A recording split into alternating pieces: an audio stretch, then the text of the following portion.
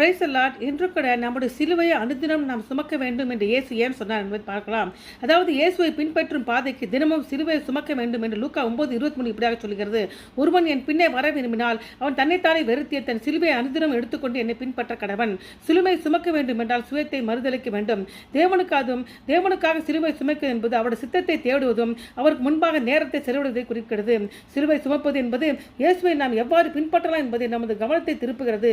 சிலுவை சுமப்பது என்பது அவர் ராஜ்யத்தை தேடுவதாகும். சிலுவை சுமப்பது ஒவ்வொரு சூழ்நிலையும் ஒவ்வொரு விஷயங்களை குறிக்கிறதாக இருக்கிறது. பெற்றோர்கள் பிள்ளைகளுக்காக தன்னுடைய சுயத்தையும் தன்னுடைய ஆசை திட்டங்களையும் நிராகரித்துவிட்டு அவர்களுக்காக கிரியை செய்வது.